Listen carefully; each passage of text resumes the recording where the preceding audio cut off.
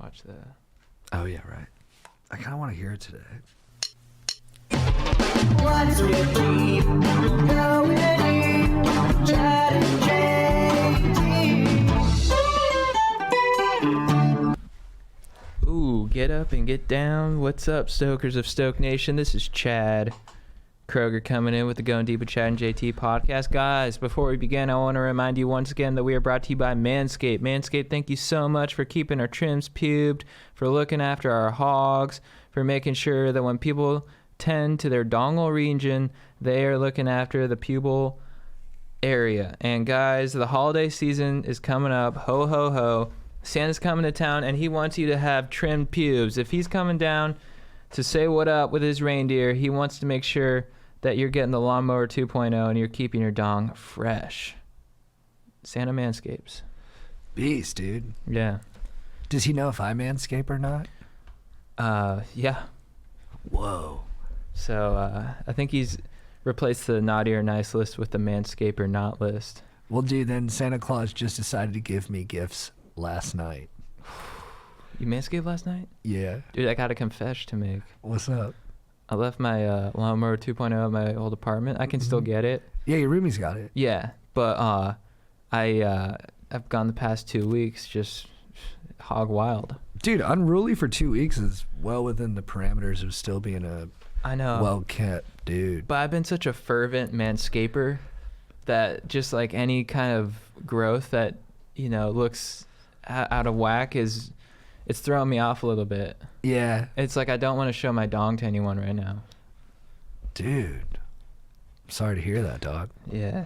Well, I bet you everybody's a little bummed out that they're not going to see your dong for a little bit. Soon. I just have to hit up my roommate. Yeah. Dude, I measured my dong the other day. You did? Yeah. How was it? It was all right. Nice. Dude, I get thrown off by the measurements, you know, they're like, there's like girth and stuff. And I'm like, I get That's true. That's true. I just did length. Yeah. Yeah. I get the straight. How did you feel after?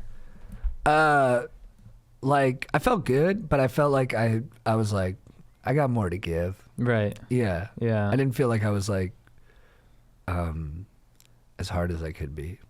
Oh, so you don't think it was accurate because you weren't erect enough? It was accurate, but I think it could be a little more accurate. So you're gonna do it again? No, I'm good. I measured mine like a year ago, and I thought I got a pretty good accurate read on length, but girth wise, I was like trying to wrap the. You tried to measure the girth? Well, first off, I was using like the measuring tape that's like stiff, you know. I used that one too. Because I didn't have like a loose one. That's what I used. So I was like trying to wrap it around. I'm like, how can I account for the angles it's making right now? So I shaved like an inch off, and I still don't know if my girth is good or not, but I don't care. It's good no matter what. That's what I think too. Yeah. I believe that. Yeah, I'm happy with my dong no matter what. You know what I was thinking about, like is. really big dongs? It's like a fun place to visit, but you don't want to live there. It's like Las Vegas. Right. Yeah. Yeah. It's like everyone wants to win the lottery, but then they do and they're miserable. Yeah. It's a lot of responsibility. Yeah. It's like you win the Powerball and you're congrats, you got a huge dong, and now you have this huge burden because there's all these things you got to do. It would be interesting if when you win the lottery, instead of money, you got the dream dong. Yeah. Do you think it would boost the ticket sales? Yeah, I think ticket sales would go up, and I think the amount of family that bothers you after you win would be less. You're like, dude, tickets. That's awesome.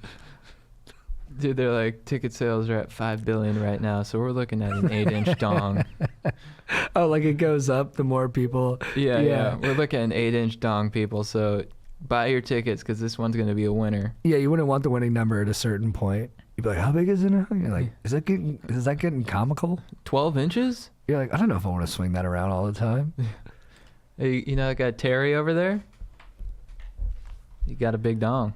Oh, nice. He won a big dong. Terry's the guy. He's the Powerball. He's the Power Dong champion. Power dong. Yeah. Power dong's hot in Minnesota. So use code GODEEP20 at manscaped.com. Another killer ad cut. How you living, dude? Dude, I'm good, man. I'm really good. we were here ready to go, and then I charged out to a bar to chug 2 beers before the pod. Shock top. Shock Toppies. Yeah, and we were talking about how I went to a Burbank bar, which is like a real bar. Yeah. It's real people after work just having a beer. Rugged dudes. Right when I walked in the door, I breathed a sigh of relief. I felt calm. Yeah. Yeah. I feel like rugged dudes, ladies who know how to play pool. There was a lot of billiards going on. Yeah. And it looked like people were taking it seriously. Yeah. Which I love. That's legit. I would have loved to have spent some more time there, but when you got a pod, you got a pod. Did you converse with any of the patrons? I almost did, because I bought 2 shock tops at the same time, and I was in and out of the bar in 10 minutes. And I considered giving the second one to the lady next to me. Mm-hmm. But then I was like, I went, excuse me, ma'am? Or I said, miss. I said, excuse me, miss? And she didn't react. And then I was like, that's a sign. I'm supposed to drink both of these. Good call. Yeah. Listen to the universe. Mm-hmm. The barverse. Do you believe in the universe, Emma? Oh, absolutely. So you think when Yeah, it's fuck you think yeah. it sends signals to you as to which way you're supposed to make choices? Yeah, sometimes, totally. Hell yeah. Do you Especially if listen- you can't decide on something, you're like, well, I'm just going to sit with it for a little while, and like the answer will make itself known. That's legit. I love that. Do you listen to do you stay on the lookout for numerical messaging? Sometimes. Like the 222 or 333? Like, do you have a number that you see everywhere? Like, you get a lot of checks that total up to that number, like phone numbers or something that have that number in it. Like, mine was always 818. Like, I always saw 818 everywhere. really? Yeah. I can't think of anything right now, but maybe I'll be on the lookout for that. Yeah, like I regularly will like go to CVS and buy stuff, and it's like the total's 818. And 818, that's an area code, right? Yeah, it's Brody's number. Yeah.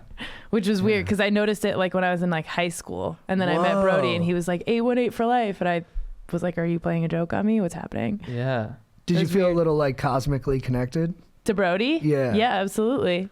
He and I got along great. That's awesome. Yeah. I never talked to him. You never talked to him? No. He's a great he was, guy. He was a great guy. I was his producer for like a year and a half. Oh, you were? Yeah, I did his podcast right in here every Wednesday. Oh, that's so cool. Yeah. I was a huge fan of his. When Enjoy It came out on HBO in the short episode like digital form, Mm-hmm. I thought it was like the best show I've ever seen. It was so. Me and my brother watched it in It's so, just 3 hours straight. It was Yeah. great. There was one part where he's talking to Chelsea Handler, and she's like, "You can be really intense, and you just keep talking, which can be really hard." And before she finishes, he goes, "To do," and then she goes, "To take." And it was so funny for that character to misinterpret it as like, Yeah. like talking about the skill of it. Yeah. I loved when he did our show one time, and he was the last comic to go up, and I loved his like fake confidence on stage. It was so Yeah. funny. Like he goes up and he just stands up there and stares at the crowd, and he spreads his arms out and he's like, "Your headliner is here." It was so good. You know what? I did talk to him a little bit at shows. Yeah, just not yeah. like a substantive conversation. Yeah. But him at live show, I think he was the best live performer ever. Well, that was his Yeah. thing. He was Yeah. a warm-up act for so long, for Yeah. so many people. I used to love one of my favorite things, but I used to love watching him do the midnight spot Mm-hmm. in the main room at the Comedy Store. The on final Saturday. spot. Yeah, it was Yeah. so funny because there was only like 15, 20 people there, and he would just bring the heat, and like he would always brag about how many Periscope followers he had. Right. He had like 80,000 or something, Mhm. or it was like 120, and he's like, I see these YouTubers up on, I see these YouTubers up on billboards with like 1 million subscribers, and it's like, well, I got 80,000 Periscope followers. Let's see you match that, geek. Like, dude, just his use of the word geek I had a show. fired me up. I had a show up Art Lubitsch, and he was up on stage, and he walked into the crowd, Yeah. and it just changed the whole dynamic of the show. It was so much more like there was so much more danger in it in a fun way. Yeah. 'cause when he was out in the crowd. Yeah. And then I think Benji, what's Benji's last name? The dude from the Comedy Store. A follow? Benji Affollow. I knew that. I don't know why I just said that. But Benji Affollow was there and had told Brody he couldn't do both shows because the timing wouldn't match up with his set at the store. So from out in the crowd, Brody goes, "Oh, really?" And he calls the Comedy Store. It's like 10:20. He goes, "When am I supposed to go up at the Comedy Store?" Yeah. And they're like 10:50. And he just holds the phone at Benji and the whole crowd erupted. Yeah. It was like, but it was such a, like, I would never, ever do that. Yeah. You know what I mean? Yeah. Like just go up there on your phone on stage and just, Yeah. you don't know what the person on the other end's going to say. Yeah, he's pretty fearless on stage, and I loved some of his jokes. Like He'd be like, I'm very intense. I get BO in the shower. I love that joke. I shave with sweat. I'm lonely. Sometimes I go to the batting cages just to play catch. Yeah. What was another one? He's like, I'm successful. Double parked right now. Yeah, he's like, doing well. Some people say I live with my mom. I don't. I live in an apartment with my sister that my mom pays for. Yeah. He was such a good joke writer. Yeah, he's so funny. He was but I think Bill Burr called him like a comics comic. He's like, it wasn't always for the people in the audience, but the comics who were watching always had a great time. Yeah. It was almost better if they weren't on board. Yeah. Because he'd get so upset, but like fake upset. Like when he used to go into the audience and like look at people really intensely who weren't laughing and be like, why are you laughing right now? Yeah, bad energy. Yeah. And someone go, arms crossed, negative. Arms crossed, negative energy. He'd slam the mic down. He's like, what do you want from me, people? What do you want? Yeah, he was the best. Yeah. Yeah.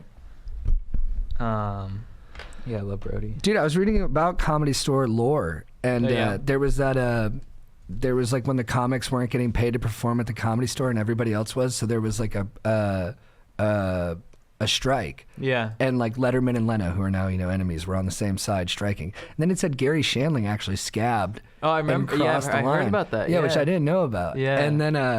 And then this comedian Steve Lebedkin, this is a tragic story, but it's interesting, killed himself. Yeah. And then his suicide note was like, my name is Steve Lebedkin. I used to perform at the Comedy Store. And he literally did that to hopefully move the process forward and get them to come together and pay the comics. That's crazy. It's insane. Yeah. To think that someone would do that, to have that much commitment. Yeah. Yeah, when you read it, you're just like, holy shit. Yeah. As someone who does stand up, I'm just like, what the fuck? Yeah. It was at that hotel right next. Yeah. Because sometimes I'll look at that hotel, I'm like, damn, did that happen right there? And it worked. He did that, and he got the comics paid. Yeah. Like, thanks, dude. Yeah, fucking legend, dude. Yeah. It speaks to the intensity and commitment of some comedians. Yeah. There is such a weird energy at the Comedy Store that you don't really feel at any other club. Yeah. It feels like it has more history than the other places for sure. Yeah. And like it feels like the way I feel when I go to New Orleans is similar to the way I feel when I go to the Comedy Store. Maybe because they're both haunted. Yeah, there's ghosts at both. That's what I was gonna say. But it's just like this sort of like it's just like a very unique vibe that you can't really recreate anywhere else. Yeah, and it's hard to explain, or it's hard to picture the hierarchy there existing anywhere else in the world. Yeah. Like you're just like, this is this weird random place where like Joe Rogan is king. Yeah. Dude, have you met Joe at the store? I've seen him. I've never talked to him. I shook his hand once like 3 years ago. That's awesome. He's got a meaty hand. Yeah. My brother has he's notorious for having like kind of like sausagey hands, and like we all have kind of small hands, but mine are thin, and I was like, Mark, Joe Rogan has twice the sausage of your hands. In his hands? It's thick. He has like bratwurst for fingers. He's like, hey, what's up, man? I'm Joe. And I was like, had to use both hands to grab his hand. You're shaking a log. Yeah. He's got a powerful log. Yeah, he's got a lot of power. That's what I'm trying to say. Dude, when I watch him throw kicks on Liam Harrison in YouTube clips, yeah, pow, pow, pow. Beast. Have you met Joe? Yeah, I've actually smoked weed with Joe at the Comedy Store a couple times. He's a cool guy. Oh, cool. I've seen him turn down weed. Yeah, I've seen that too. We smoked a joint with a couple of people like 3 days after we lost Brody in the that back patio back there. Mm-hmm. And that was a really interesting, we sat out there for like an hour. It was a very interesting hour of my life. I bet. I was half in the bag, but I was like, please remember this tomorrow. Yeah. But that he's area, a cool guy. like where the kitchen goes, behind there. Back in that weird little seating area, the patio, whatever, in the back. That was kind of Brody's spot. Yeah, too, he used right? to hang out there a lot. Yeah. That's cool. It's a cool area. But yeah, Joe's a cool guy. He's kind of just beefy all over, isn't he? Yeah, he calls himself beef. a thumb. Yeah, Does he he? kind of is a thumb. He says I look like a thumb with two thumbs. It's like the thumb. Yeah. Remember the thumb creatures from the Spy Kids movies? What were they called? The thumb thumbs or whatever? They were I don't orange. remember. I don't never watch those. Is it on Disney Plus? I'll check it out. It was a Disney Channel movie, I think. So it's probably there. Are you caught up on The Mandalorian? Yes, unless the 5th episode came out. I've watched all 4. Right. I love it. I've only watched the first episode. You only watched the first one? I didn't like it, but then at the end I freaked out. I went, Baby Yoda! Yeah, I didn't like the first one either. It moves very slow, but once he starts getting into the action, it's really enjoyable. And it's Asif Ali is in it. Oh, really? Yeah, Dude, he's killing it. he's one of like the villagers. Really? Yeah, you'll see him. But That guy was It's- always good. yeah, it's turning out to be action packed. Yeah, Asif kills it. Yeah. But it's turned out to be action packed, and I'm enjoying it.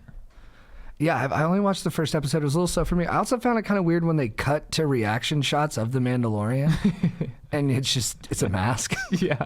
So they do these close-ups after an intense moment, Yeah. and I'm like, what does he react? He doesn't react. He's wearing a mask. It's just a mask. He's just like. Yeah, it just doesn't move. Yeah. You're like, all right. Well, I have no idea how he's interpreting that. Did you feel something though when they did the reaction shot? No. Did you put in your mind like, oh, he must be making this face? I was kind of like, no. I thought, why the fuck did the editor do this? I want to see him without the mask on because I like Pedro Pascal. Yeah. But I guess that's not in the Mandalorian culture. They treat their armor and gun like their religion. That's not the way. Well, I respect it. That's not the way. But I think they will reveal his face. I saw Ford v Ferrari. Oh yeah, did you like it? It was good. It was entertaining. You know, I think a director said for a movie to be good, it has to have 3 great scenes and no bad ones. And I feel like this movie had no bad ones, but only 1 great scene. But it has a great scene. Yeah. Yeah. Can you explain it, or is it a spoiler? It's Matt Damon going fast, Oh yeah. and he's doing it for a reason. He's scaring somebody, Oh sweet. and it's really good. It's just shot so well. It's also funny just to watch a movie and like with those kind of like stakes where you're like, oh yeah, I hope Ford beats Ferrari. Like why? Yeah. And then it's in 1968 and they don't show anything else that's happening in 1968 because I think the stakes of the movie would feel so small in comparison. Right. Like they don't show like Martin Luther King or Vietnam or anything because they'd be like, yeah, who gives a fuck about these dudes racing cars? Yeah. Although it is badass. That's interesting to think about. They're like, should we include anything? And they're like, no, we're doing a car race here. Yeah, they're like, we're showing a car race that's not even like in the top 3 most popular car races. Yeah. So if we show anything else, people are going to be like, wait, why was I watching these car races again? Yeah. Yeah. I saw Jojo Rabbit. Dude, I want to see that. Scarlett Johansson is she's wonderful in it. She is? Well, she plays the mom, and just a very sweet mom, where you're like, this is a great relation. But She's in 3 big movies this year. dude, she's in movies all the time. I don't understand what's going on. They're like every month they're like Scarlett Johansson, and she's like the lead. She's in Avengers, she's in Marriage Story, and she's in Jojo Rabbit all in the same year. I'm sure she shot Avengers like 30 years ago or something. Yeah. I was wondering about the pitch for Jojo Rabbit because it's such a risky premise. Well, that's what Taiki Waititi. I'm going to say his name wrong, but he's, awesome. He said he couldn't get any big actors to play the part he played, Hitler. Yeah. But I'm like, I bet you didn't ask that many people because he's such a popular director right now. Of course, a lot of people would have done it. Yeah. I feel like he was just like, he asked one person. Yeah. Like Matthew McConaughey said no, and he's like, all right, well, then I'll do it. Which is what he secretly wanted. Matthew McConaughey. Dude, you want to play Hitler? Nah, man. Nah, That's not I'm really good. my vibe. I'm going to go teach at Texas, yeah. I kind of like to roll with things. I feel like Hitler didn't roll with things. Yeah. Hitler didn't hook up with chicks. I saw Matthew McConaughey one time with his wife at a bar, and this was so cool. They ordered food, and she got hers, and he got his, and hers was burger and fries, and he just looked at her and he goes, I'm going to have some of those fries. And I was like, yes. Oh, that's so funny. He is. I'm going to have some of the fries. Yeah. You think he's like in bed, he's like going to sleep? He's like, good. Oh, yeah. I'm not talking about Yeah. boning. I'm just talking about Oh, just when he's laying like down. trying to go to sleep. He's like, oh yeah, all right. Oh all yeah, right. honey, I'm about to be out of it for a couple hours. I'm gonna get my 8 hours and wake up refreshed. All right. And then he puts a cover over his eyes. And then she's like, do you want to fornicate tonight? Not tonight, baby. All right. I already been fornicating with all my experiences today. I gotta recharge the bats and come back tomorrow, ready to impress, seduce, and make love to the entire world. Dude, I read an article on him that like once a year or something, or after a big project, he like just goes and disconnects. He like goes to like the Amazon or like, you know, Peru or like Machu Picchu or any kind of historical place like that where that's a ruin, just to like disconnect from technology and like just rediscover who he is. Yeah, Right. there's some like or it's like a YouTube talk. It's really Oh, that one? I think I've seen it. Yeah. I feel like he has like 35 talks on YouTube that have like 10 million views. Yeah. And every one of them, I'm like, I kind of know what he's talking about. Yeah. He's always like, there's you and then there's the other you. And they're both hungry wolves. Yeah. And both these wolves are trying to chomp on the same rabbit. Yeah. But what's going on? Who's going to get the rabbit head? Who's going to get the feet? Well, that's the thing. Both can be good. You're like, all right. Yeah, dude. Yeah. Yeah, I guess rabbit head and feet are both metaphors. Take a good look around your friend group. You want to go hang around with those friends and say, let's go to the bar, let's get another shot? Or do you want to hang out with those friends and say, work harder? Which one you going to choose? And you're like, yeah, I think that's pretty clear. Yeah, for sure. But I mean, But use both. yeah, you got to, you know, use them sparingly. Yeah, use the work hard ones, and then after you're done there, use the bar ones. Yeah, balance in life. So, you know. And what's coolest about him is that his dad died with an erection. Dude, that is the coolest thing about him. Yeah. Yeah. How did his dad die? I've never heard that before. He was he was doing the deed. Yeah, Wow. he was making love. Yeah. What happens if you die with an erection? Does People- it stay that way? You just make Oh, heaven, forever? You just make heaven horny. You just have to like fuck forever in the afterlife? Wow. Yeah, I don't. Well, apparently his mom. That really makes you want to do autoerotic asphyxiation. Dude, good call. Yeah, you're like, well, eternity looks pretty solid now. They're like, JT, you've got about a day left. What are you gonna do? Take Viagra. Take Viagra and kill myself. Take all the Viagra you can find. Yeah. I used to. Apparently his mom's like, bring him out naked. I want the world to see what a man he was. Yeah. Matthew McConaughey's like, that's right. I'm gonna go drive a Lincoln now. That's something my mom would do. Yeah. If I die with a boner, my mom would be like, that's beautiful. I was pissing one time with the door open, and I look off the reflection, and my mom's just smiling at me in the mirror. I was like, Mom, what are you doing? She's like, why are you so weird? I'm like, you're weird. That's beautiful, John Thomas. Yeah. Oh, John Thomas, you got a nice dong. Oh, Jean Thomas, healthy pea. So healthy, my strong boy. How was Thanksgiving? It was good. I went to New Orleans. I saw my brothers. We went out. We went to a Pelicans game. I saw LeBron, Dude, Anthony Davis. he's impressive. Yeah. LeBron, I know people are hip to this, but I mean, He's thick. well, just to watch him move, like I saw him at a game. I saw him once this year, actually. Daniel took me. What's up, Dan? And then he just had the ball in the backcourt. He was dribbling up, and then a guy went to steal it, and then he just like turned and floated backwards, like he Yeah. floated. Yeah. And I was like, no human that size should be able to move like that. Right. And I was like, you're just so fucking special. Yeah. Anthony Davis was. He might be a bigger killing it, freak. too. And because they kept booing him, because he used to be on the Pelicans. So every time he'd get the ball, they'd boo him. And I'm like, you're just going to make him have the best night of his life. Yeah. Yeah, you went to a game like fraught with meaning. Yeah. It's pretty hilarious. I mean, you're playing basketball every time you get the ball. It's just boos. 30,000 strangers are just like, fuck you, dude. Yeah. Literally, fuck you, Anthony Davis. Yeah. But it was cool. And then we just went out to dinner in New Orleans, and we didn't have a traditional Thanksgiving dinner. I got rabbit. Whoa, you did rabbit? I ate rabbit. I've never had. What does rabbit taste like? Chicken. Is it good? So it's good. Yeah, it's like it was basically like a big chicken nugget. Hell yeah. Did you dunk it in There's some mustard. ranch? I asked for ranch. They're like, we don't do ranch with rabbit. You did a restaurant? Yeah, we did a restaurant. Nice. I forget the name, but and then what else did we do? Just I hung out with my niece Taylor. She's the cutest, and then my brother Bill was there, and then we were all kicking it. Hung out with my other niece and nephew. They kind of just looked at me, but Taylor smiled at me.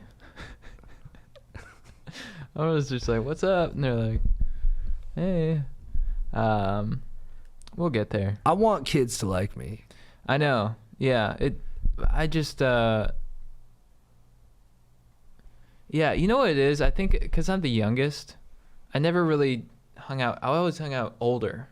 So I'm really good at kicking it with people who are older than me. But like younger, I'm like kind of like, I don't know what to talk about with you, because like I usually go straight to dong talk. And, this kid, he's got another like 5 years before we can dive into that. Right. But if you're the youngest, you never have to worry about talking about something that's inappropriate. You're right. Yeah. Oh, dude, I'm 6 years old. Hog talk all the way. But so it's yeah, I just don't know what to say to kids. I want to. I mean, I smile at baby Taylor and she smiles back. So we're making progress. But I talk to little kids like they're adults. yeah, I've been observing people. I think that's the move. Yeah, I think they like it. Yeah. Because even if they don't understand it, they know that you're treating them with respect. Yeah, that's kind of how I talk to them, but then we don't really make any headway from there. I'm like, so how's school? All right, legit. Yeah, They can't keep up their end of the bargain. Yeah, well, what's like an example? I'd be like, all right, Rich, what kind of vibe do you want at your birthday party? And then I'd be like, well, I want to have like this person and this person and this person. I was like, do they all get along? Like, is that going to be like the kind of, are they going to bring the energy you're looking for? Mm-hmm. And then I think they can actually reciprocate. Yeah, Yeah. it's a good move. I'll use that next time. How was your Kids. Thanksgiving? It was good, dude. It was intense. Yeah. Yeah. I got back from dinner with my folks one night, and they're like, where are you going? And I just charged upstairs, and I was like, I need a break. Yeah. Sometimes, family's intense. Yeah. But, they just know you so well. And I feel like sometimes they just want to, like, crawl under your skin. They want to get to you for some reason. I don't know. Or they just do get to you. They definitely do that. Well, for me, it's that, and it's actually, I realize it's really helpful and like instructional. Mm-hmm. I'm like, oh, these people have all the weaknesses that I have. Yeah. Yeah. Like, and they're not like horrible weaknesses. It's like, they're the best people. I really love them. But like, my parents are just so competitive. And I'm Yeah. like, I'll see them like, oh, well, I'm competitive as fuck too. And that's when I'm being really competitive, that's what it looks like. Yeah. Yeah. And My brother, I know they want the best out of me, and so I think they always try to like. My brother will be like, "Why are you sad right now? Don't be sad." I'm like, "I'm not sad." He's like, "You're very quiet. Make conversation." I'm like, "All right, how's work? It's good." I'm like, I get so I'm like, all right, am I being better now? I don't know. right. You know what I mean? No, I totally get it. But Yeah, it doesn't feel like sometimes with family it doesn't feel like seamless. yeah, It's like effort. yeah, Yeah. yeah. But then at the same time you're like, you love this person more than you love anybody else on Right. earth, and you want happiness for them more than anybody else on earth. Yeah. Yeah. It's the best. Yeah. But I was happy to come back and just be back into like my routine. Right. Yeah. For sure. Get back to like the steam room and I worked out with my brother. That was fun. Yeah, you guys lifted hard? We did cardio. Oh, nice. Some dude. assault bike, Stairmaster. Dude, that's funny. Me and my girlfriend Sally, she came with me Yeah. to Orange County. We had such a nice time together. That was really fun. But we did a lot of cardio, Yeah. and I don't normally do cardio. I What'd did you the guys do? elliptical. How'd that feel? Good. Yeah. Good. It changed it up every minute. There was variety in it. Oh yeah, I was worried to be you were on the mundane. hill setting. Yeah. Nice. You get it. Yeah, I love cardio. I'm sort of like the opposite. I always have to get cardio in more than weightlifting. That's why we're a good pair. Yeah, it's cardio and strength I like doing strength lifting. for sure. Emma, did you go home for Thanksgiving? I was in Denver Nice. with my boyfriend and his family, or part of his family. It was nice. How'd it go? It was good. I met his mom for the first time, which is always nerve-wracking, but I think she liked me, so Awesome. Right on. we're good. She Yeah. liked you. I usually do fairly well with parents. I bet. It's that whole girl next door thing. Nice. But yeah, it was a good time. Denver's freezing, but cool. It's a neat city. Yeah, that's a great hurdle to pass. Yeah. Congrats. It's weird because his parents are divorced and I haven't met his dad yet, but his mom doesn't say good things about his dad. So I was just like, smiling and nodding. Right. Yeah. Like, I'm not going to form this opinion right now. Yeah. You just have to let it pass. yeah, just like, okay, Yeah. sure. My mom was freaking out my girlfriend. Really? I mean, they get along great. It's awesome. But like, my mom was like, when are you guys going to get married? Really? She's like, you guys would have the cutest kids. When are you going to get married? Parents my love that. God. Yeah. And Yeah. I was like, yeah, you know, she just likes you. It's just it's just Kinda their like- way of showing that they like you. It's just a Yeah. really intense form of love. Yeah. Yeah. And we were talking about Denver earlier. The Denver airport. It's got creepy vibes. Yeah. Doesn't it have like devil eyes on the bull or something like Devil that? eye- Yeah, yeah. there's like a horse statue outside of it that has glowing red eyes. The horse is blue and the eyes are like glowing red and they light up at night. So it's like you just see these eyes. And apparently the guy who designed it died while building it or something. Like the horse killed the guy. It's got like real weird vibes. Wait, the horse killed the guy? Yeah, but it's like a statue. So I'm not entirely sure on the whole story, but that's the myth Whoa. or the lore or whatever. But that whole airport's real weird. And they say that there's and then like a lot of the paintings and stuff, they like depict like genocide and they're like kind of racist. Yeah, there's like weird murals throughout the airport. Yeah. It's very weird. And they depict like Native American genocide, I think, right?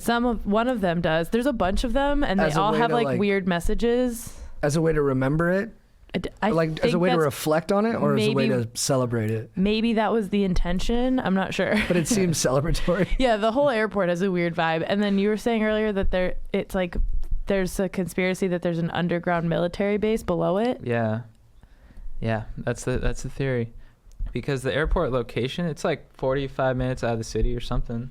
Yeah, with Yeah. traffic and stuff. It's like in the middle of like it feels like the desert. It's like completely flat. It's in Yeah. a valley. Yeah, and it's not the best location for landing airplanes. It's like a pretty shitty location. Like there's lots of wind. Yeah, it's a rocky landing every time. Yeah, and it's like they built it out there for like a weird, no one really knows why. Oh, so that's what. It's like not convenient at all. Right. And it's because they have aliens under there. They're hiding something. Yeah, they've got the guy from Independence Day although he died, so they have his successor. Dude, I think I'm kind of uninteresting because, like, I was thinking about today, I was like, what's my take on, like, Epstein? Uh-huh. And I was like, I'm not that interested in Epstein. Yeah. And I think I'm not that into aliens either. I like all that stuff because it's just like fun to think about. No, I think it is. Yeah. Yeah. I think it is, but I'm just not, like, when there's an article on Epstein, I never read it. It's Yeah, like well, you're interested well, in it, but you're not seeking out the information yourself. Yeah, like, I'm like, I don't know. He probably was killed by somebody, right?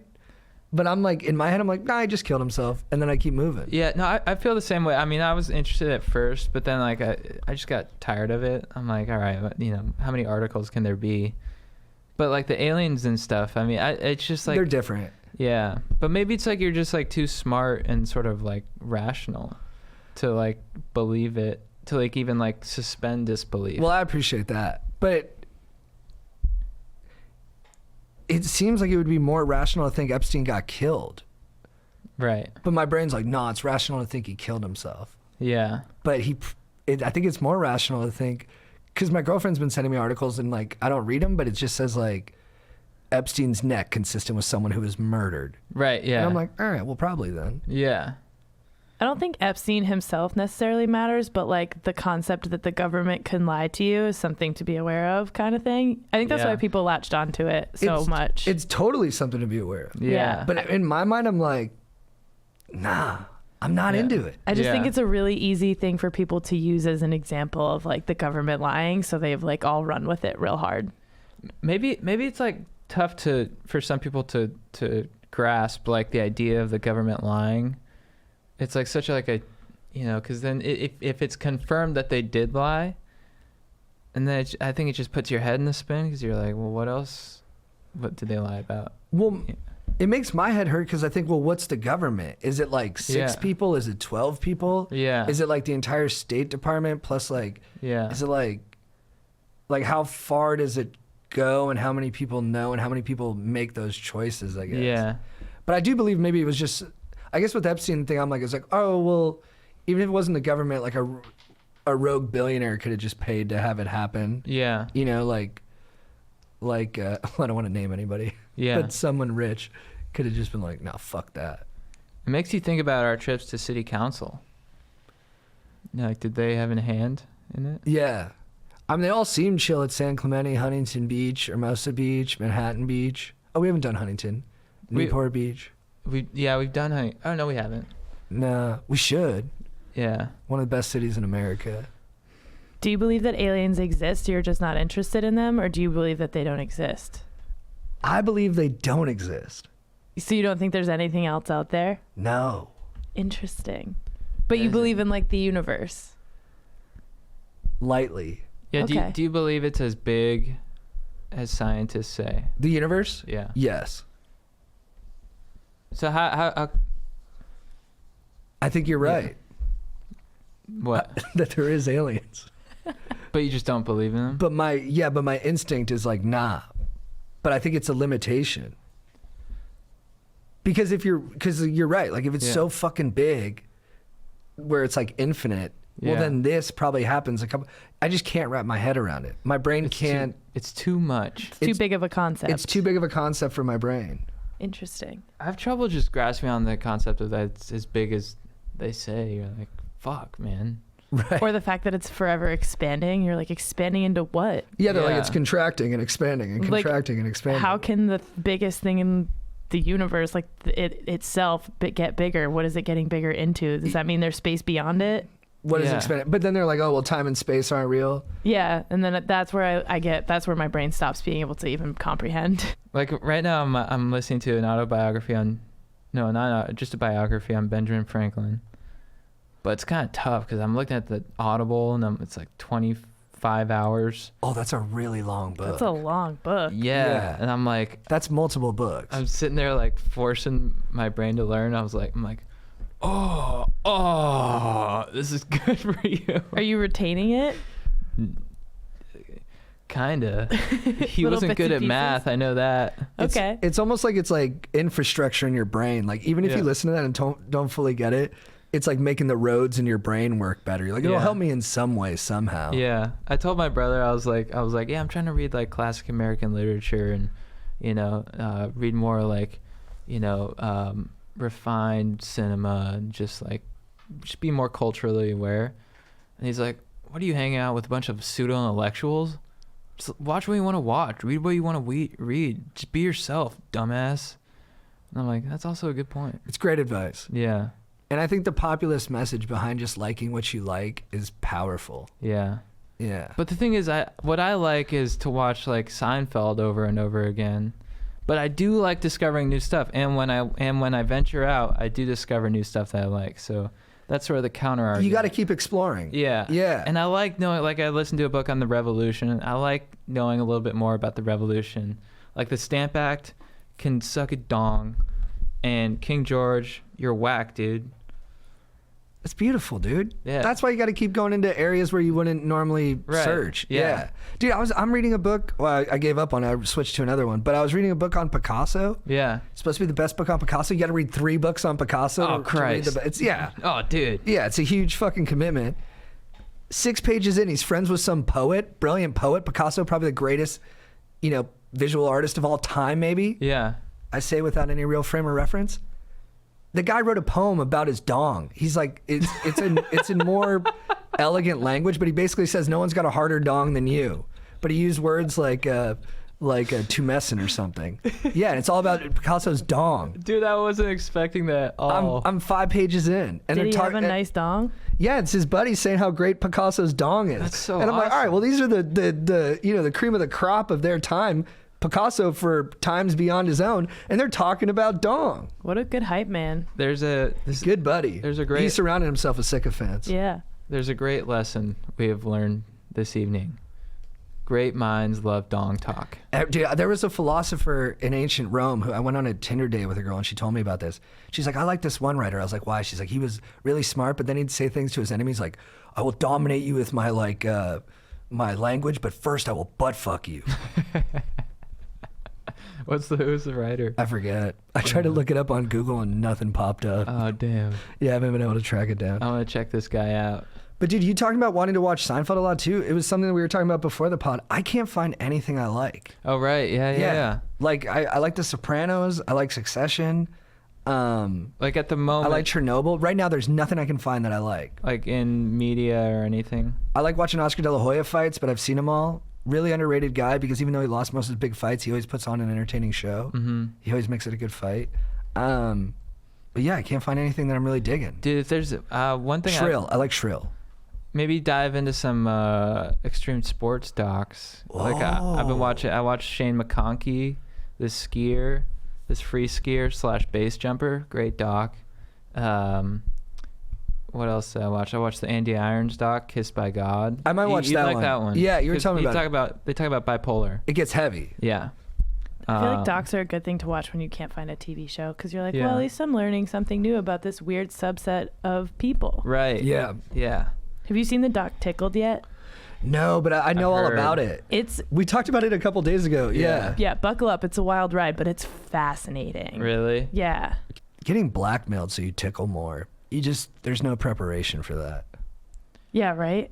Also, extreme tickling is a weird... It's just like... No, I don't want to say weird because, I mean, a lid for every pot, but it's just it's an interesting thing. Mm-hmm. Well, and that's the thing too about fetishes is that your own always makes complete sense and everybody else's is completely off-putting. Right, exactly. Yeah. If you're into Yeah. that, by all means, tickle away. Yeah, you Just could be please like- don't tickle me. You could be into like getting tomatoes thrown at you while you're naked and then someone else is like, I'm into feet, and you're like, you're disgusting. Right. Yeah. When I get tickled, I freak out.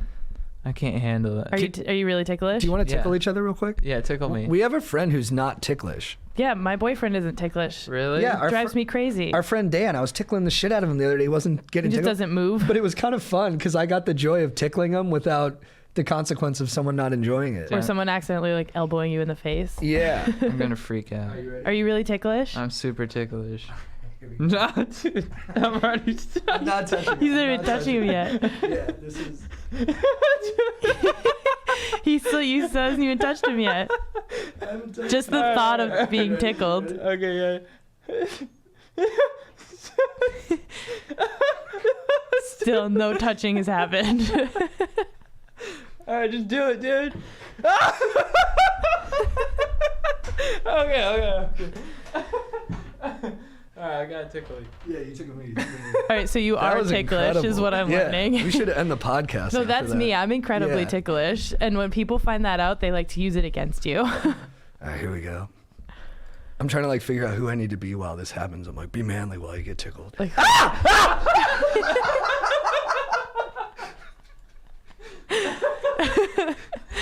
so you're both ticklish. Yeah. Wow. That was awesome. There you go. Yeah. So in the extreme tickling thing, though, they tie you down. What? Like your hands and Oh, your no feet are way. like tied down, and they like sit. Like whoever's doing the tickling like sits on top of you and then tickles you, so you can't like retaliate Can you hurt yourself? by tickling. No, by getting being- tickled. Like, can you spaz so hard? Oh, I that- don't know. That's a good question. Like, can you like laugh so hard or like muscle spasms? Yeah, I'd be worried about just like like crushing her rib, just like in my reaction. Yeah, I would too, honestly. Because I got all that torque when I get tickled. You're gonna work your core, that's for sure. Yeah. You're gonna get 6-packs abs. Well, yeah, that's the other Six-pack thing I abs. was thinking about when you get tickled. So a lot of times there's involuntary reactions. Like your body just like your limbs just fly and like I'm always afraid I'm gonna like punch somebody in the face by accident. Totally. Dane Cook, he nailed it. What There do you you go. say? He had a tickling joke. And it was I remember like, that. he's like, at first you're laughing, and then after 3 seconds you're like, get the fuck off me! Yeah. You're killing me! It goes ugly real quick. Yeah. He was the master of topics. Yeah. Like relatable topics. Yeah. That was great. Yeah, that was fun. I'm gonna pee real quick, and then do you want to do an ad, and then we'll do the yeah. questions? Guys, I'm here to remind you once again that we are brought to you by Manscape. Manscaped, thank you so much for keeping our trims pubed, for looking after our hogs, for making sure that when you guys are going home for the holidays and you're saying what up to your respective family members, you need to say what up with a freshly trimmed dong, okay? Make sure that your pubes are looking good because it's the holidays. Ho, ho, ho, motherfuckers. Jingle balls to the walls. Listen up. Untrimmed pubes are the thing of the past. It's time to gear up. Get yourself the gift of shaving your dong. I'm just... Dude, I want this ad to be in the Super Bowl. I think that'd be the best one. Just some dude being like, shave your dong with Manscaped, all right? Jingle bells, family tools, engineering tools for your family jewels.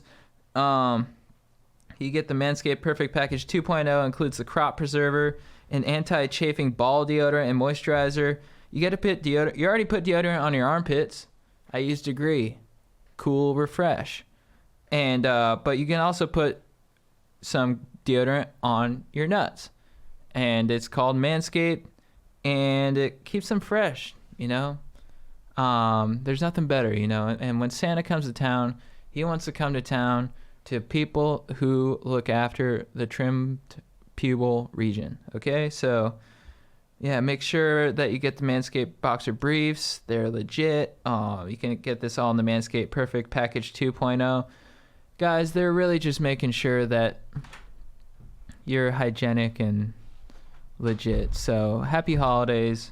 Get 20% off, free shipping, code GODEEP20 at manscaped.com. Your balls will thank you. And we got JT back after draining his lizard. What up? Dude, I was you've seen The Irishman. Yeah. You know how Jimmy Hoffa really gets along with his kids? Yeah. And Joe Pesci doesn't? Yeah. I'm Joe Pesci. I really related to that. My mom loved Joe Pesci in that movie. She loved all of them. She Yeah. goes, they're such nice guys. Yeah. I go, they like kill people. She's like, oh, wow, yeah. She didn't even think about it. They have such good manners. She totally Yeah. overlooked the murder. Dude, the other thing is like, I love that movie. I really enjoyed it. Al Pacino crushed it. Yeah. Have you seen the courtroom scene yet? I watched all of it, yeah. Okay, so the courtroom Yeah. scene, Yeah. spoilers, guys, where the guy tries to kill him and him and his son beat up the guy and he's like, Yeah. gun, you charge. Yeah. Knife, you run. Yeah, yeah. Gun, you charge. Yeah. Like the fact that he had like a already like codified point of view on what to do when someone murders you with a certain gun. Yeah, yeah. I just love that. Yeah. Hilarious. I would say did CGI bug you at all?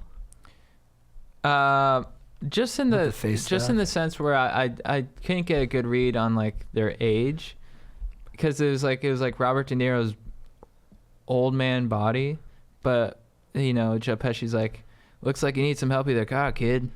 I was like, Yeah. kid. The dude's like 60. Dude, the body was incredible. Yeah. When he beats the guy up on the street, Yeah. and he has like a geriatric body, he's like Yeah. barely kicking the guy. Yeah. Like I don't think he's doing much damage with his old ass legs. Yeah. Yeah. It was pretty hilarious. So you loved it? I loved it. Yeah, I just love those like characters. I liked the idea of like, it felt so personal to Martin Scorsese to make like the mob the most important thing in human history. Yeah. You know, like they're responsible for Yeah. all the biggest events. Yeah. Which is such a romantic way to think about like your own neck of the woods kind of. Yeah, yeah. I liked it. All right. Isabella Bushy. I like a pretty gnarly bro. What are some ways I can flirt and make him mine? Isabella, what up? Thank you for your question. Can you define a gnarly bro? I think it's a bro who gets after it. I mean, this guy definitely parties. Yeah. Yeah, he probably has a lifted truck. He charges at life. He's strong. And I think he's probably tough to, he's got a lot of energy. And I think he's probably maybe a little tough to put in a box. Yeah, a little tough to nail down. Yeah, exactly. He fills out his board shorts, meaning like there's not a lot of like loose ends there. It's all quad. And he metaphorically fills them out. Nice. Like he is the part of the gnarly bro. Yeah. He charges at life. Yep. What are those things called when you have sunglasses and you have like the little rope behind it? Cool. He has cool. I can see it. I have a visual now. This I guy hate is to a- recommend this because I always think like being above board and kind is never a bad option. But maybe like kind of like give him some shit. Yeah. Like be like, nice lift on your truck. Is that a body lift? I forget which lift isn't as good. But be like, doesn't look like a body lift. I think body lift is better. Yeah. Be like, what is that? Like a 6-inch non-body lift? And he'll be like, what? It's a 10-inch body lift. Yeah, oh, sorry, it didn't look that way. Yeah. You gotta test to see if he really charges as much as he portrays. Yeah, test him on the chargeness. Can you charge? What's up, babe? Or be like, hey, I know you can charge in all those ways, but can you charge when it comes to asking me to dance right now? Can you bring it in that department? Because I'm looking for, come on, rude boy, can you give it up? Yeah, you got nice mud flaps, but can you salsa? Probably not. Yeah, you gotta challenge him. Challenge him to his chargeness, so he because I'm sure he wants to find a mate who can charge with him. So grab a Chargers jersey, put some zinc on your nose, and challenge this dude.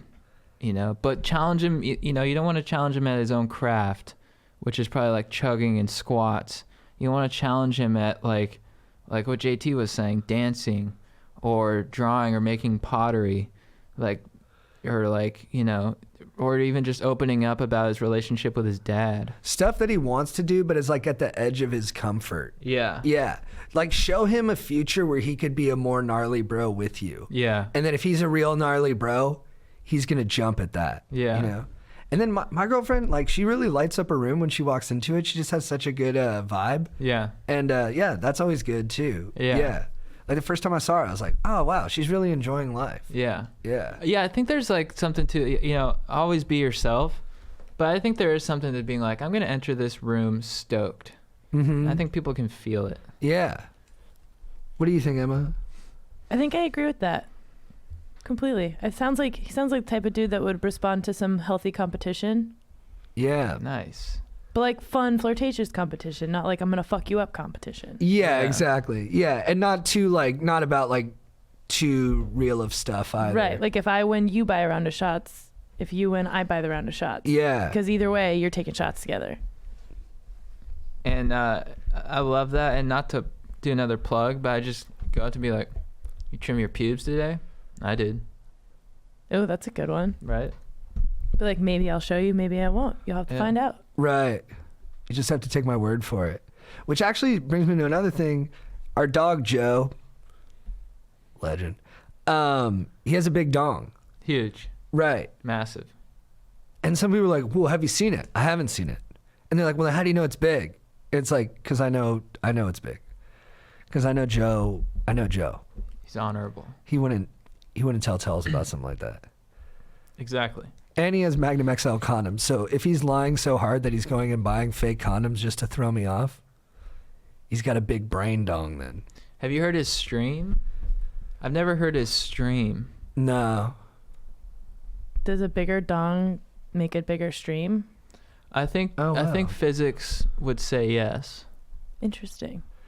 My heart tells me that no. Like I feel like all urethras are treated equal and the same size, but maybe not. I could even see a smaller dong having a bigger stream. That makes sense to me for some reason. I think in my medical, That's true. you know, with my medical wisdom, I would say the muscles needed to hold up that dong also push out the pee harder. Interesting concept. Mm-hmm. Yeah, I kind of buy that. For some reason, that makes sense in my head. Yeah, look, it's basic anatomy. You can look it up, you know, Grey's Anatomy. Good show. Tough conundrums at the end of certain episodes. You really don't know what choice to make. Yo, what's up? Sup, y'all? Adrian here. Dude, seen y'all's cameos at city council meetings fighting the good fight for partying and other great causes. I'm an old fan of y'all's social media presence, but new fan of the podcast. I'm on episode 9, but I'm catching up. I'm the type of dude who has to see, watch, hear everything from the beginning because I'm kind of a completionist when it comes to media. But hey, I love all your guys' energy and everything you guys are all about. Ever since I started to listen to your podcast, my stoke meter has been off the charts. But my question is, how should I keep my stoke up when the world is getting me down?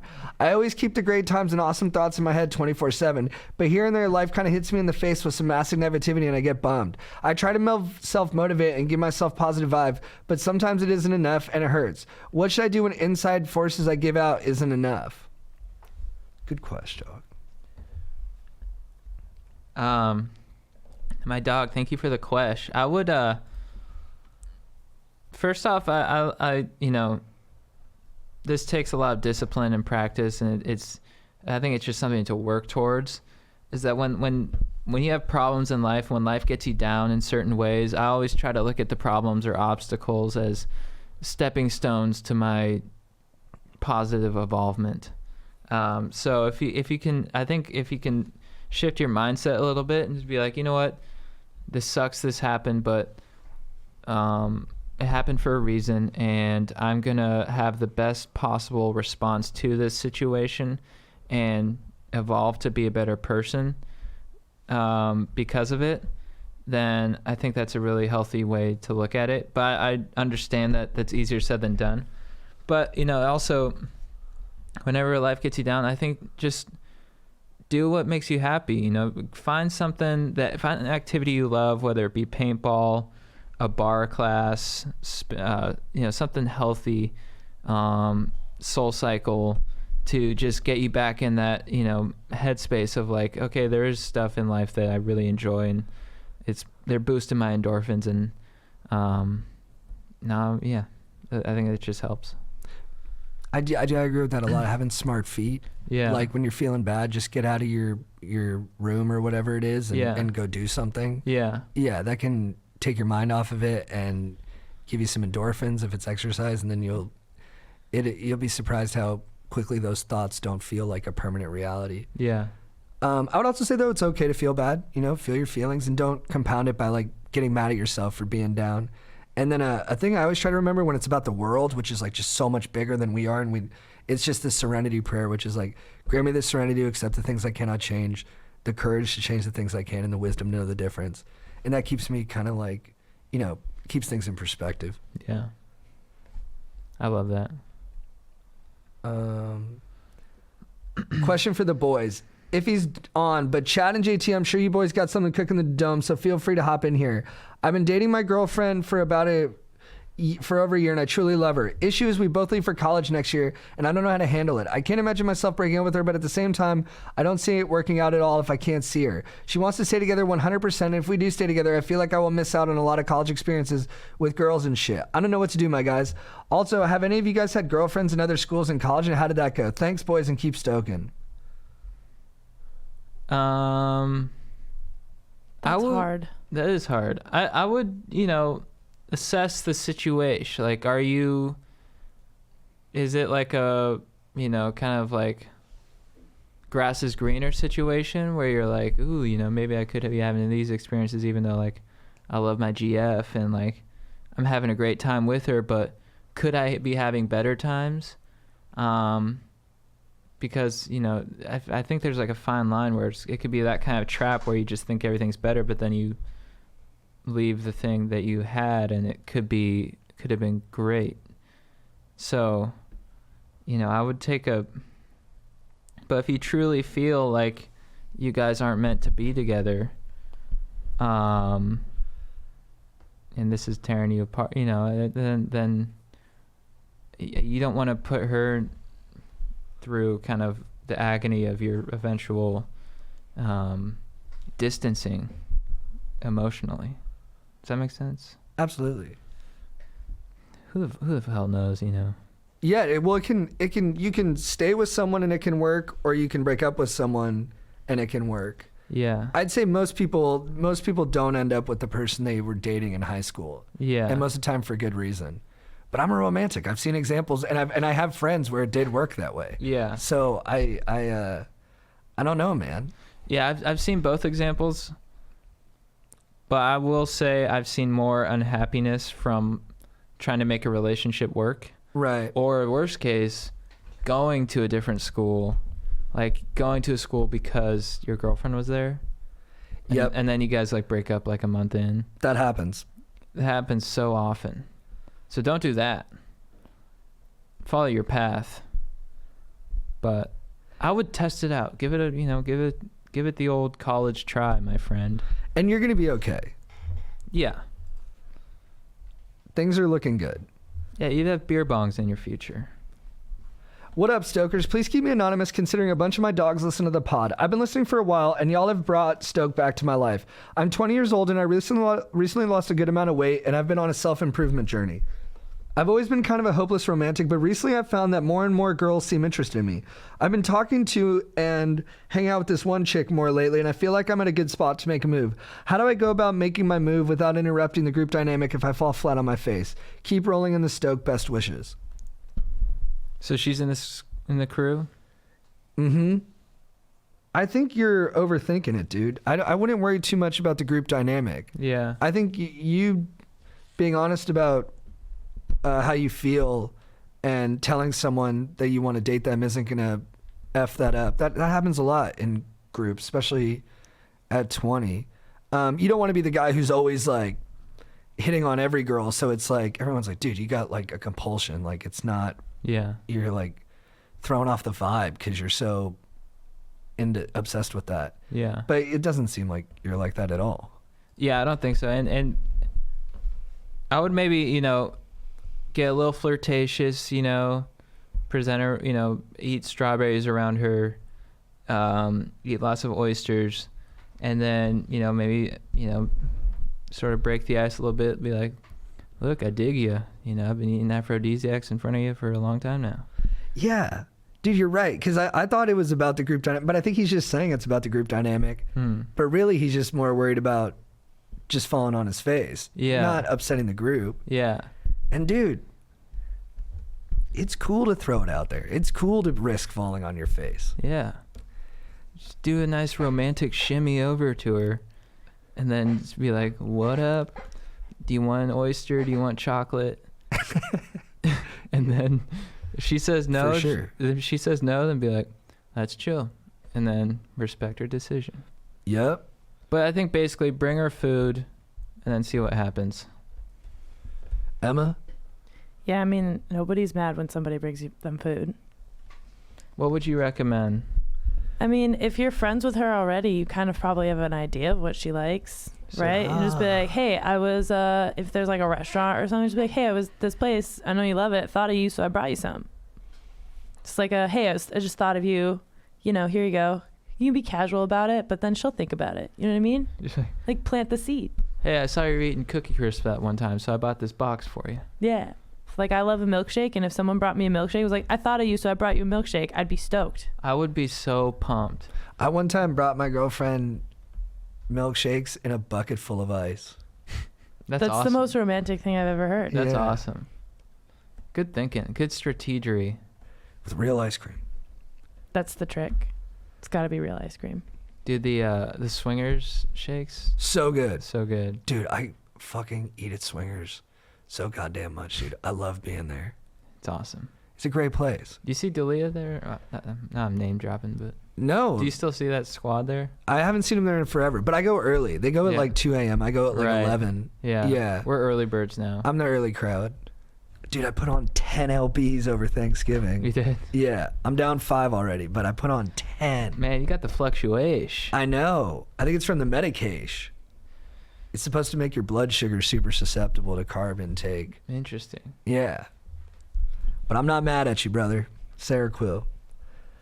Hey guys, during high school and even when I was an undergrad, I was a really anxious, depressed person. I knew I was gay, but I'd only ever dated girls. I always fit the stereotype of a guy's guy, and most of my squad always joked about how many girls I was with. Well, recently I went away to grad school in a much more liberal city and ended getting a serious relationship with a great guy and started to feel a bit more normal. I want to tell my friends back home, but I'm really nervous that they'll end up treating me differently or just not want to include me anymore. They can make some uncomfortable comments or jokes about gay guys. Am I a bad person because I betrayed them by not telling them upfront about being gay? I feel like I kept the lie going too long. Please help. Thanks, Mike. Dude, not a bad guy at all. Yeah. You're a great dude. You And, do sound like a really good dude. Yeah. Dude, I think you know, you seem like you're expecting the worst, but they're gonna love you, dude. I think so too. I like whenever I've seen guys, you know, who come out, you know, it's always been a great response. I think so too, yeah. So I don't think you have anything to worry about. I think you're gonna find a new level of love and support from your dogs that you never thought was possible. I agree. I think they're going to be more hyped. Yeah. Because they're going to be, I think, they're going to feel good that you trusted them enough to tell them. Yeah. Yeah, I think they'll feel honored. Yeah. And then when you feel honored about your bro, you get fucking jacked. Dude, I would get fired up. I get fucking hyped. Let's go. Like my buddy Dave, it was like, dude, I gotta tell you something. I'm gay. I'd be like, fuck yeah, Dave. I love that you told me that. Thank you. Yeah, they're going to be jacked, dude. And then I think also it'll help them because, like, if they're saying inappropriate things, they should probably grow out of that. And I think, you know, that's not being a wet blanket. It's it's good for them. Yeah. Yeah.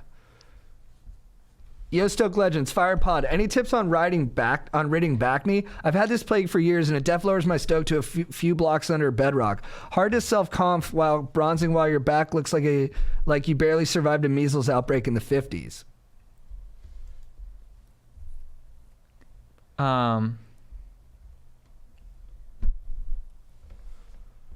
You know, you can get facials for your back. Backshulls? Yeah. Dude, facials though, I did one. My mom got me one in high school, and my face was bright red for the rest of the night. And I went to my first stand-up comedy show that night, and I was scared shitless the whole time that Billy Conley was gonna be like, "Hey, bright red face." It's definitely something you don't want to do if you have somewhere to be, because it will make your face red. And but they're great long term. And they pop your pimples. Yeah, that's why your face gets so red. Extractions, they hurt. Yeah, I usually like get the last appointment for the day, and then I just go home and I don't leave. But you can do the same thing for your back. They'll do that, and it helps. Dude, Jennifer Lopez and Hustlers, that whole movie's just dedicated to like how she's a goddess. I gotta see it. Yeah, and how she's like time just won't even touch her. And it's just every shot's just a dolly shot of her being badass. She's tight. But my girlfriend told me it's a $16,000 like a week regimen. That's crazy. That's nuts. $16,000 a week. You could change lives with that. 16 grand for some mark of time. But does her beauty change more lives It's inspiring. than the 16 grand a week? It's Yeah, I mean, inspiring to see her in Hustlers. You're like, holy shit, yes. She's Yeah. like in her 50s, right? Yeah. Like I look at that and I'm like, okay, I need to go to the gym and I need to drink more water and I need to eat vegetables. Yeah. Her and Brad Pitt like are the two most iconic performances this year for the same reason. They're We're just hot. like, you're still that hot? How are you so fucking hot? And my girlfriend, she knows when everyone's had work done, and she sends me things about Brad Pitt's thread facelift that he got. What's a thread Man. facelift? That sounds like they're going to sew your face back on. I heard it's really painful. It sounds painful.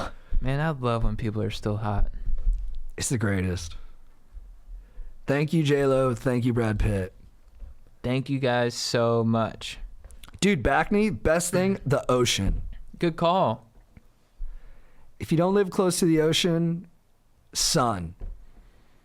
Sun, Osh. Most importantly, wear it with pride. And wear sunscreen. Sunscreen, coral safe. But dude, I promise you that no one's thinking about it as much as you are. Yeah. Dude, I had bad back knee senior year of high school. I played football first and only time for a year. And the shoulder pads. I didn't wash my shoulder pads ever. And by the end of the season, my back was just pimpled. I Also, change know. your sheets a lot. That helps. Because it's like your pillowcase gets a lot of oil. That's why you can break out if you have a dirty pillowcase. Mhm. Change your sheets more often. I'm Might getting help. I'm getting a pimple right here on my cheek. I'm battling it every day because I haven't washed my pillow sheets in a while. Do you- Or you- silk pillowcases help with that too. Oh, It's good for your hair too. So maybe silk sheets. Oh, good call. And you know what? Cold showers, my dude. Mm-hmm. Cold showers. Close up those pores. Keep them tight, like J-Lo. What up, Masters of Stoke? Quick question for JT. With your mom being from Colombia, do you ever connect with Hispanic people or feel the need to connect with them? Do you speak Spanish at all? Un poquito, no mucho.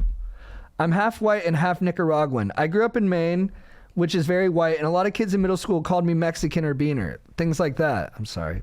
When I made more Hispanic friends outside of Maine, they used to call me white, which annoyed me and made me feel like I didn't fit in. I didn't grow up speaking Spanish, but started learning at 16, and at 22, now I speak quite well. Sorry for the long email, but always wondered how you felt about your Latino roots. Thanks, bros. Tyler. I'm a dude, by the way. Yeah, I do identify with my Colombian roots a lot. But when I was growing up, everyone picked on me for, they thought I was Middle Eastern. Really? Yeah. Interesting. But yeah, I loved it. It's great. I love it. I think it adds so much more to who I am that my parents were so different. Yeah, I like it.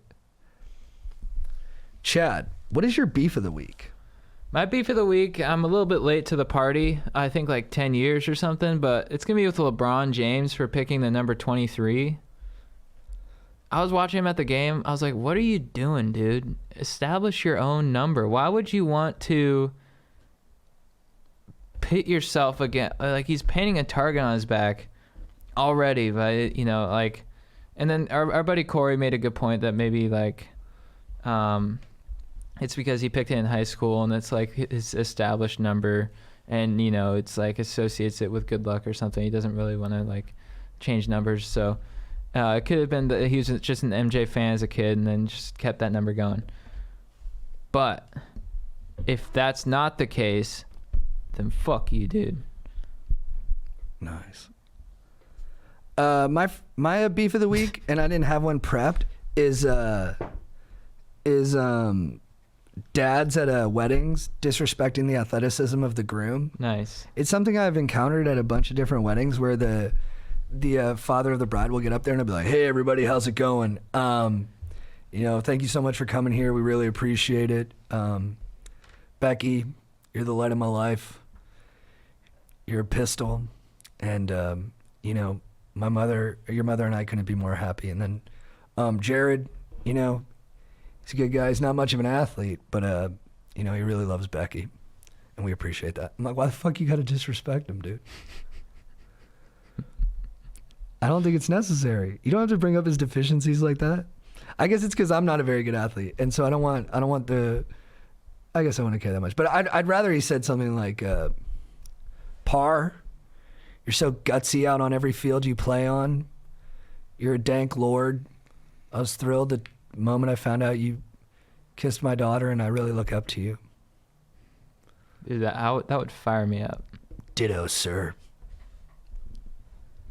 Par. You got a huge hog. And I'm not saying physically. I'm saying with your aura. And I couldn't be prouder to have this huge hog joining my family, my squad, and marrying my beautiful angel, my daughter. I always hoped that she would marry a huge hog. Yeah, build the guy up. Yeah. Talk about his hog. Yeah. He's got a big hog. Phil, I hope you got a big dick. What do you think of that, Emma? Do you think that would work? Yeah, why not? Chad, who is your babe of the week? My baby of the week is so I've been listening to our dog Chris Cote's podcast, The Monday Mass. Check it out, dudes, if you want fresh surf news and skate news. And he turned me on to this new skate clip by Milton Martinez, this Argentinian skater who dropped a fire skate clip on thrashermagazine.com. And it's raw and it's real and it's legit. So I know it'll fire you guys up. So check it out. Milton Martinez, you're my babe of the week. My babe of the week is the bathrooms at Swallows Bar in San Juan Capistrano, Orange County. It's the #1 bar in Orange County and probably the world. It's just a great fucking place, dude. You go in there, there's a live band. It's old dudes dedicated to the craft, playing their hearts out, and it's a good mix of demos. You got young, you got old. And it's just a lot of fun. But the bathrooms used to have naked photos of the opposite sex, and I guess one of the owners died, and they took those photos away. And they also used to hang primarily women's underwear in the main part of the bar, and they took that away too. Just updating, but it was sad to see it go because it really was part of the charm of the city. And my mom was extra bummed out. Mom was like, "No, Jean Thomas, they took them away? I used to take everyone who visited there, and then to the church afterwards to confess." I was like, "Oh, Mom, could you be more fun?" Chad, who is your legend of the week? My legend of the week are my brothers, Mark and Bill. What up? I had a great time with them over Thanksgiving. You know, we hit New Orleans, we hit the town. They encouraged me to eat rabbit. I ate a freaking rabbit, and because of my brothers, and you know, they're both dads now. They're both crushing it, and I know I'm gonna get better at talking to kids, but I love my nieces and nephews, so I'm working on that. But like, I had a truly special moment with my brother. We were at the barcade on Bourbon Street, crushing some Pac-Man, you know, and I was dominating, not to brag, but I was really just, you know, gobbling up some strawberries. And I was like to my brother, I was like, so I was trying to, you know, get like emotional and like close. I was like, so what's it like being a dad? And he takes my head and he slams it into the Pac-Man machine. No, he didn't. Yeah. And I was like, things will never change, and I love it. Is that what it's like to be a dad? Yeah. Interesting. I love getting dominated, dude. I love it. Dominate me. I think that's so noble. Thanks. Beast. Will you do me a favor, though? Will you make a commitment to me? Yeah. Then next time you talk to children, you'll dominate? You want me to dominate them? You want your olders to dominate you. That's what the kids want from you. Right. That is what they want. Yeah. Now I know what to do. Emma, I know what to do with kids now. Yeah. You're going to figure it out. They're difficult. I think kids are more connected to the universe than adults are. Yep. That's awesome. It's like the Polar Express whistle. Yeah. Only the kids can hear it. Right. It's like they say, what do they say? Like, true honesty is from children and drunks or something like that. Right. And who knew the emperor had no clothes? Only the child. Yeah. Right. So yeah, you just got to talk to them like they're another human being because they can hear you talking to other adults. Yeah. They want to be treated with the same respect. And they can point out the absurdities in life that we've already grown accustomed to. Yeah. Mm-hmm. Dude, my legend of the week is Eric Cantona, striker for Manchester United from France. And he's in the movie Looking for Eric, which is by the brilliant social realist Ken Loach, English filmmaker, makes movies about the working class and how they're just fixed into that spot and life just keeps crunching them even though they're great people. But this one isn't as bleak as some of those. This one's fun. And the second lead in it is this soccer player, Eric Cantona, playing himself. And he's fucking great. He's so cool in the movie. And I'm like, dude, how are you such a good actor when you're such a good soccer player? And then they show his highlights in the movie. And literally one of the highlights is so brilliant. And the way the characters talk about it is so great. Started to cry. Really? Yeah. Then me and Dan talked about it today. He chips the goalie running in, and before it seems like before the ball even goes in, he just turns around and he just looks at the whole world like this, like, with his chest out. And you're like, dude, you're living it up. And he says in the movie, he's like, every time I played, I try to give the audience a gift. Like that's more important to him than anything. It's just performing for the audience and giving them joy for life. It's cool. That's awesome. Chad, what's your quote of the week? My quote of the week comes from Gone in 60 Seconds when Angelina Jolie and Nicolas Cage are sitting in a car together. They're waiting on this rich dude to bone his romance of the night, his flame of the night. One of the best scenes ever. Yeah, it looks so sensual. There's good music playing. He lives in a penthouse. He has a Ferrari, and, you know, Kip Raines and Memphis Raines and Angelina Jolie are going to boost it, but first they need this guy to start getting into the act of boning and straight up, you know, just lose himself. Just lose himself in his flame of the night, because you know he's not married. You know he's he's a rich guy and he's taking home, chicks and, driving Ferraris and so I don't feel sorry for him that he's getting his car boosted. So they're waiting in the car and then her name's Sway, Angelina Jolie goes, "What do you think is more exciting, having sex or stealing cars?" And Memphis Reigns, Nicolas Cage goes, "Having sex or boosting cars? How about having sex while boosting cars? Yeah." And they start to bone. It's so cool. And he's like, "Well, the stick shift. You see, the stick gets in the way." And it's so, it's like, what's that word when things look like dongs? Double entendres? No, it's like a shape. Do you know what I'm talking about, Emma? No, I don't think I do. Well, that's my quote.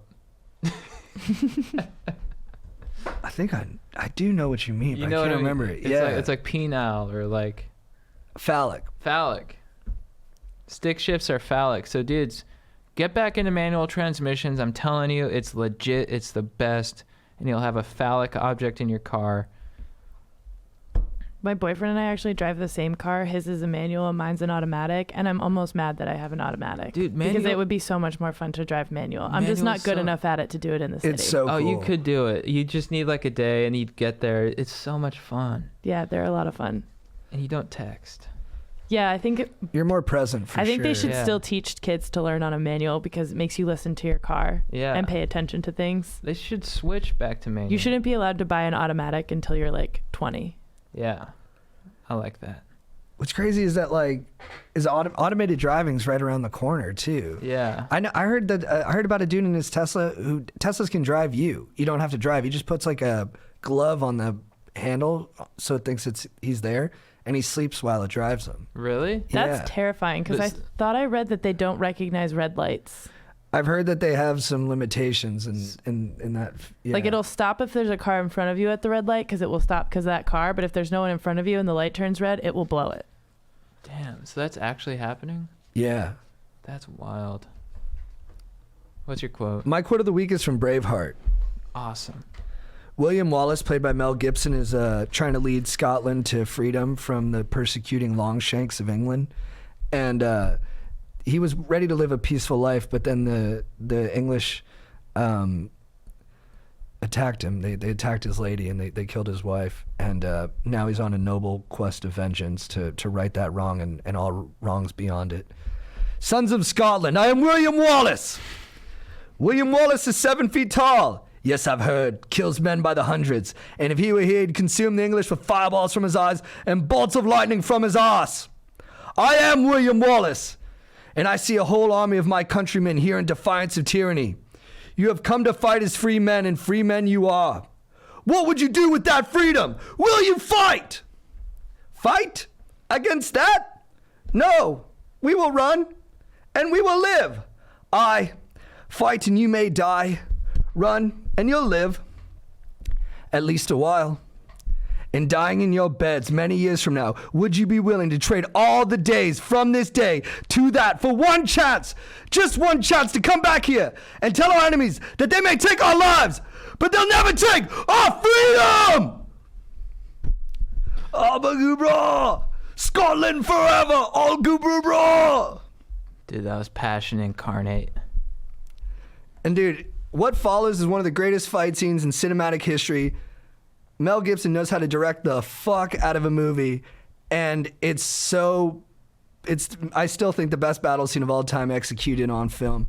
And the best part about that is that there's still a scene where towards the end, two guys are fake fighting in the background. You can very much tell they're extras who are not motivated.